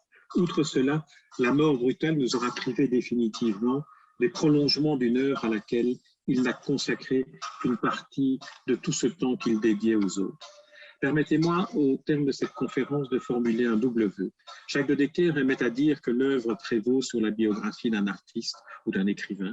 Peut-être serait-ce une manière idéale de lui rendre hommage que de poursuivre la réédition, non pas de ses œuvres complètes, ce serait impossible, mais au moins d'ajouter à la réédition de son théâtre, magnifiquement orchestré par Paul Aymon au sein de l'Académie royale des langues et littératures de Belgique, d'ajouter à la réédition de ce théâtre celle de ses romans et nouvelles qui ne sont plus disponibles, hormis Le ventre de la baleine, celle des éditoriaux de Marginal, dont le manuscrit est prêt, et de son œuvre critique, au sein de celle-ci, une sélection de milliers d'articles qui nous ont tant enchantés et instruits au fil des années. Un double vœu, disais-je, le second m'a été transmis par Jacques de Decker dans une lettre qu'il me donna en mars 2017 et dans laquelle il écrit « J'aimerais que mon domicile privé consacre la mémoire de mon père, de mon frère et de moi-même. Il y aurait là peut-être une occasion prochaine de commémorer leur triple souvenir.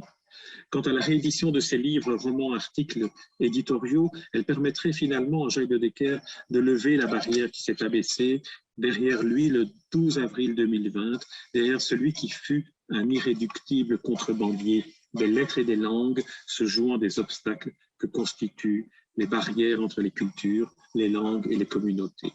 Permettez-moi pour terminer cette soirée d'évoquer un souvenir personnel en vue de l'édition du livre du centenaire de l'Académie royale de langue et littérature de langue française de Belgique. Jacques de Decker m'avait confié la charge d'écrire la notice le concernant. Je lui ai fait parvenir le texte avant de l'envoyer à Corinne Host, Michel Trousson et Yves Namur qui confectionnaient ce livre qui parut pendant la pandémie sous le titre « L'Académie à livre ouvert ». Une fois avoir lu le projet d'article que je lui avais soumis, voici ce que m'écrivit Jacques de Decker. Je le cite. « J'arrive à un âge où on se demande ce qu'a pu avoir pour sens cette agitation qu'on appelle une vie. Et là, en 3 feuillets, voilà la feuille de route révélée. Elle a eu un cap, cette croisière, révélée par un témoin premier.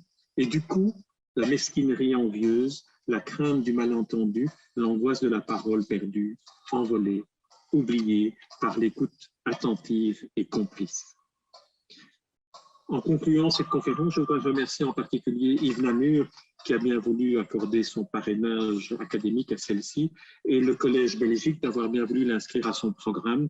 Merci aussi à Quentin Pirlot qui est à côté de moi et à Louis Morès qui ont assuré la coordination technique de celle-ci. Enfin, un petit rappel, l'ensemble des références figurera sur le site du Collège Belgique ainsi que les liens vers les sites Internet que j'ai évoqué lors de la conférence, en particulier la web radio où vous pouvez entendre la voix de Jacques de Decker dans les marges et contre-marges. Merci pour votre attention.